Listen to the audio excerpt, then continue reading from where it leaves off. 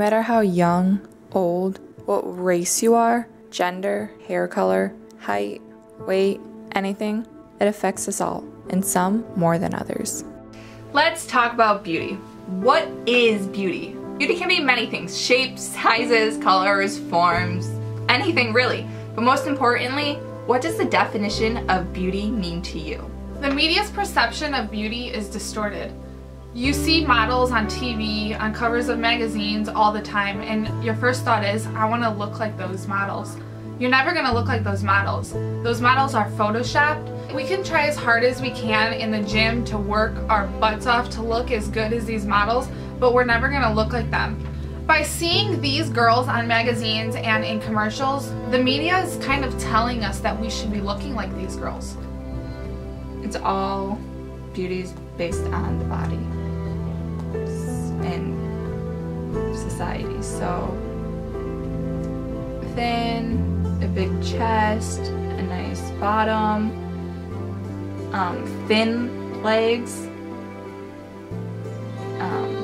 a small, really thin waist, lots of makeup. So what do we do when we see these girls?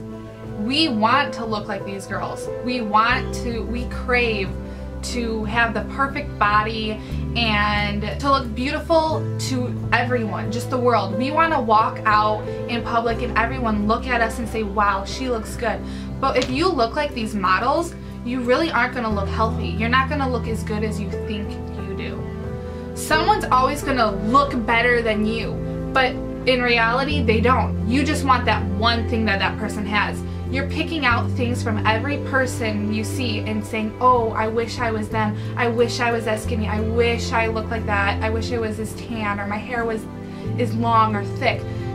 You're never gonna be the perfect person or have the perfect body or the perfect looks, because everybody has their own flaws. These models, even them, they have jealousy issues of even people like us. They're jealous of the average person like myself and many of you watching because of the life we live. These models don't live a normal, healthy life. They have disorders, and all of their photos are photoshopped. Even in videos, we can edit ourselves to look different than we are. So just to break it down, we're never gonna look like those models unless you put a picture on the internet and edit it. Then you'll look like that model, only in that picture though. Photoshop definitely does damage to us mentally, because we think in our minds, I'm gonna look like that person, I'm gonna look like that person. We don't realize Photoshop is so real looking. We look at it and we don't notice that it's fake unless you really look at it and you know. You have to tell yourself that this isn't real. But if you're striving to look like this model, you're telling yourself that it is real and it's possible. And it's really not. You can Photoshop a picture of yourself and you can love the way it looks, but if you really think about it and you look at it, it is kind of damaging, because you see how much Photoshop has changed your body, and then you'll look at yourself in the mirror and it's not the same person. And you know you'll never get to that point, because it's really unhealthy if you ever did get to that point. It involves starvation and just all kinds of disorders to be able to look like that, and then you're really not healthy. You may think that these models are healthy by being so thin, but there's a point of being so thin to where it's not healthy. I think that's a way girls don't look at it, and they don't realize that these models aren't healthy and they actually struggle in their everyday lives, and they're envious of girls like you watching this. So essentially, Photoshop is a subliminal message. And media has definitely put this idea into young girls or young guys, their heads, that if you don't have a thigh gap, or if you don't have toned arms, or if you don't have a six-pack or some abs, or if you don't have a washboard stomach, or if you don't have these things, that you're not skinny. But that's not true. That's not true at all. Healthy women and healthy men come in all different sizes. Everybody has a different body. And keep in mind, not everybody has the same body. We could have the same type of body or a similar type of body, like an athletic body or an athletic build, or you know, a curvy build, or just any build. We could have it similar to one another, but it's not the same. Everybody has a different body in its own way. Everybody's body is unique, and it's never going to be the same. I think media definitely has an effect on everyone. It doesn't matter who you are, it affects us all, and we see pictures on the internet of girls who look perfect, or I mean just have better bodies than us, or they look prettier, and it really affects all of us because we do all have insecurities. And I can't say that it hasn't affected me.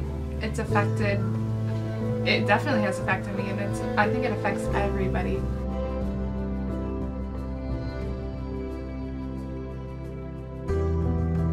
I don't have a thigh gap, but that doesn't mean I'm fat.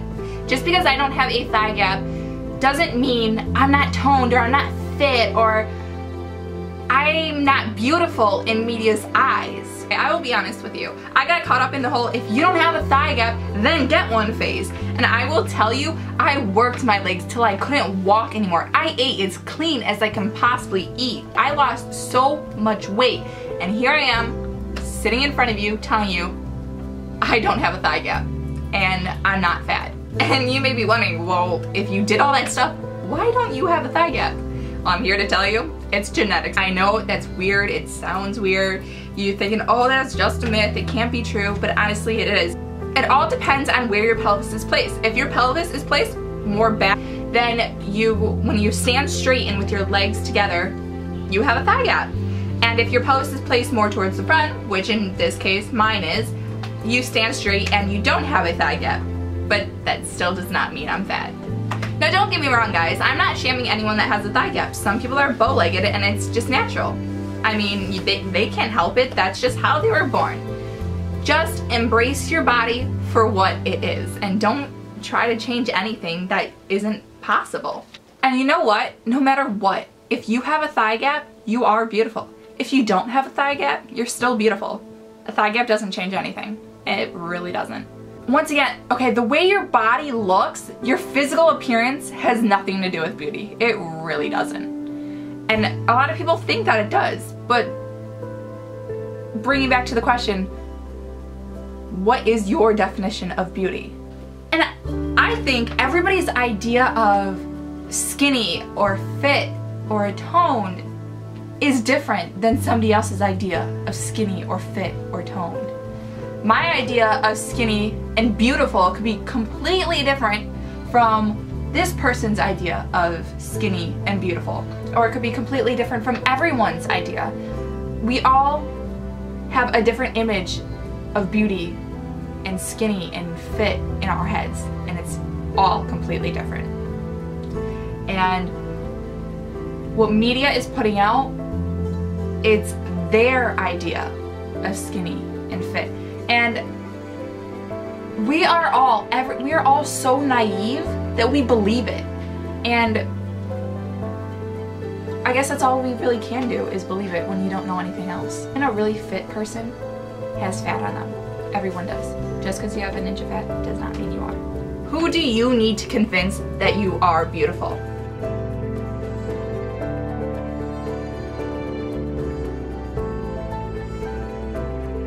Who is that important and that high up that you need to convince? No one.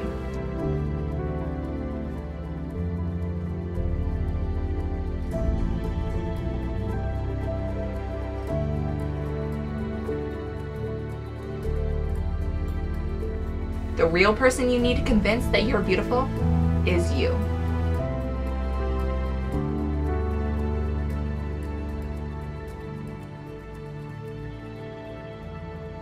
Every time I walk past a mirror or even a window I can see my reflection in, when I'm just walking in town or in the mall, I'll look at myself in the mirror. I don't know if any of you do this, but I will, when I look in a mirror and stand in front of it, I'm standing there and I'm pointing out all my flaws. I'm looking at every little thing I want to change. Maybe I want my arms to be skinnier. I wish I could get rid of the arm fat, or I'm looking at my stomach and I just don't like it because it's not flat. I'm pointing out what I don't like. Even when I walk past a window that I see my reflection in.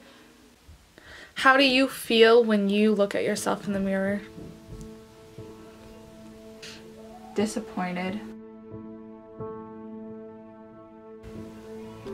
Definitely. Like, I could try a little harder